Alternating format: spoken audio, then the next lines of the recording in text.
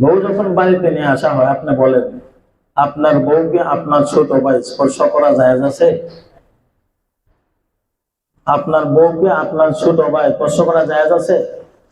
আপনার বোন জামাই, চাই বড় বোন জামাই হোক অথবা ছোট বোন জামাই হোক, আপনার বউকে জড়ায় ধরা জায়েজ আছে? রিক্সা হোক অথবা গাড়ি হোক, যেটাই আছে, বউ যখন নামানো হয়, বউকে হাঁটতে জানে না, ল্যাংড়া বউ বেটা হয়েছে কেন? এগুলো আমাদের সমাজে মারাত্মক খারাপ একটা কথা। যুবক মানুষ যখন অন্য মহিলার গায়ে স্পর্শ করে, তার মনের ভিতরে একটা ধাক্কা লাগে। এগুলো হয়তো আপনারা জানেন না, বুড়ো হয়ে গেছেন।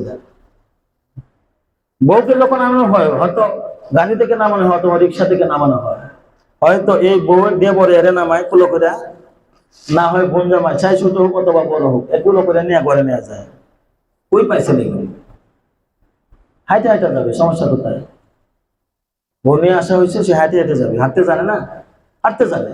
তাহলে যে যার সাথে দেখা করা জায়েজ নাই, যার সাথে কথা বলতেও জায়েজ নাই, কথা বলবেন খুব সাবধানে। নবীজির হাদিসের ভিতরে আছে আল হাম ওয়াল মাউদ। মুফাসসিরিন মুহাদ্দিসিন কেরাম বলেন হামু দ্বারা একাধিক উদ্দেশ্য আছে, তার মধ্যে একটা উদ্দেশ্য দেবর। দেবর এর হলো মৃত্যু তুল্য। আরেকটা উদ্দেশ্য হলো শ্বশুর, হ্যাঁ মৃত্যু তুল্য। আপনার বাবা এই মেয়ের জন্য যেমন, ছেলের বাবা এই মেয়ের জন্য তেমন না। আপনার বাবা এই ঘরে থাকলে যেমন ভাবে চলবে, ছেলের বাবা এই ঘরে থাকলে তেমন ভাবে চলবে না, শয়তান ধোঁকা দিতে পারে। সেজন্য নবীজির হাদিসের ভিতরে আছে আল হাম ওয়াল মাউত, দেবর মৃত্যু তুল্য। মৃত্যুকে যেমন ভয় করে, তার চাইতে বেশি ভয় করে। কথা বুঝে আসছে? দেখা যায় কি আমাদের সমাজে, এই দেবরে বউকুলো করে ঘরে নেয়, বোন জামাইয়ের বউকুলো করে ঘরে নিয়ে যায়। আজীব কথা। এগুলো আমাদের সমাজে আছে, এগুলো বন্ধ করতে হবে। মেয়ে হাঁটতে জানে, সবকিছু ঠিক আছে, সারা জীবন সে হাঁটতে পারলো, আপনার বাড়িতে আসার পরে কুলে করে করে নিতে হবে। জামাইয়েরও দরকার নাই যে কুলে করে নিতে হবে, সে হেঁটে হেঁটে যাবে। এগুলো আমাদের সমাজে থাকলে বন্ধ করতে হবে। আর একটা বিষয় হলো, দাম্পত্য জীবনে বান্দা যখন বান্দিরে পায়, বান্দি যখন বান্দারে পায়, আল্লাহ যখন দুইজনের ভিতরে সম্পর্ক তৈরি করে দেয়, তৈরি করার পরে সমাজে প্রত্যেকটা গড়ে একটা রহমতের ছায়া পড়ে। যখন বিবাহ শাদী হয়, বিবাহ শাদী হওয়ার পরে দাম্পত্য জীবনে একটা উন্নতি আসে। আপনি একা একা যেভাবে চলছেন, পরবর্তী জীবন আপনার বিবিকে পাওয়ার কারণে আপনার সামান্য হলে উন্নতি হবে, এটাই নিশ্চিত। কেন? তার কারণ হলো, বোঝানোর জন্য বলি, আপনার কপালে যদি সামান্যতম অল্প চাল লেখা থাকে, আপনার বিবির কপালে নষ্ট বেগুন হলেও লেখা আছে। কথা বোঝার নাই আমরা? সেজন্য বিবাহের পরে উন্নতি হয়, যদি উন্নতি না হয় বুঝবেন আল্লাহর অবাধ্যতা হইতেছে।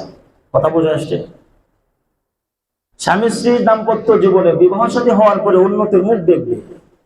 যদি কেউ উন্নতির মুখ না দেখে অবাবন্তন আরো বাড়তে থাকে, বুঝতে হবে আমার দ্বারা আল্লাহর অবাধ্যতা হইতেছে। অবাধ্যতা বলে ছাড়তে হবে, আল্লাহ উন্নতি দিবে। আপনার কপালে সামান্যতম চাল লেখা থাকলে, বিবির কপালে সামান্যতম তরকারি হলেও লেখা আছে, দুইটা একত্র করে হলেও খাবারের ব্যবস্থা আল্লাহ করে দিবে। কথা বুঝে আসছে? তো দেখা যায় কি, অনেক সময় শ্বশুর অথবা শাশুড়ি এরা ওই বিবির প্রতি, ওই মেয়েটার প্রতি, পুত্রবধূর প্রতি লক্ষ্য করে বলে মা বড় লক্ষ্মী, মা বড় কি লক্ষ্মী। কোথায় পাইলেন লক্ষ্মী? এ লক্ষ্মী তো হিন্দুদের দেবতা, মা বড় লক্ষ্মী। বরকত দিয়েছেন কে? কথা বুঝেন না আমার? বরকত দিয়েছেন আল্লাহ, কিন্তু মা বড় লক্ষ্মী কে কয় কথাটা? খুব মহাব্বত বোঝানোর জন্য কথাটা বলে, হয়তো শ্বশুর বলে, না হয় শাশুড়ি বলে, মা বড় লক্ষ্মী। এই লক্ষ্মী কথা তো হিন্দুদের দেবতা। লক্ষ্মী কি? হিন্দুদের দেবতার নাম লক্ষ্মী।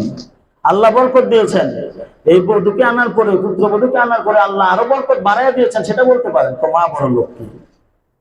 কিছুদিন পরে দেখা যায় একটু উন্নতি বেশি হয়েছে, তো মা দুর্গা 10 হাতে ডাইলা দিছে। কথা বুঝেন নাই?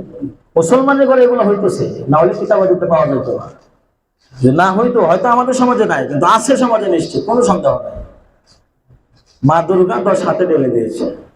আল্লাহ মাফ করবে। এই কথাগুলো যারা বলে বন্ধ করতে হবে।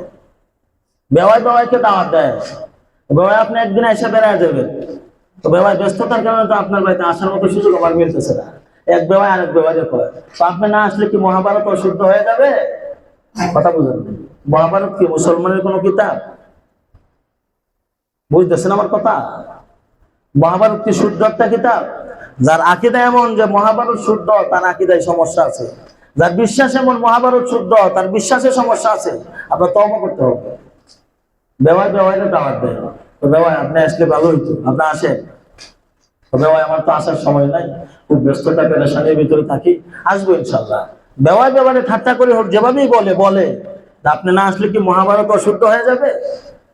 কই পাইলেন এগুলো? মহাভারত কি শুদ্ধ নাকি? আপনার কথা থেকে বোঝা যায় কি মহাভারত শুদ্ধ? এই মহাভারতকে আল্লাহ প্রদত্ত, আল্লাহ নাজিল করছে? করে না। তাহলে যে কিতাবটা অশুদ্ধ কিতাব, সেই শুদ্ধতা অশুদ্ধতার ব্যাপারে আপনি শুদ্ধতা রায় দিলেন কেন?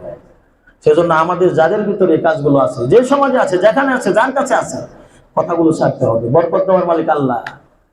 মা লক্ষ্মী বরকত দেয় না, 10 হাতে ডাইলা দিয়েছে, মা দুর্গা দেয় না, আল্লাহ দিয়েছে, আল্লাহ দিয়েছে, বরকত দিয়েছে, আল্লাহ দিয়েছেন, সেজন্য হয়েছে। সেজন্য এই কথাগুলো আমাদের ছাড়তে হবে, এই কাজগুলো আমাদের ছাড়তে হবে।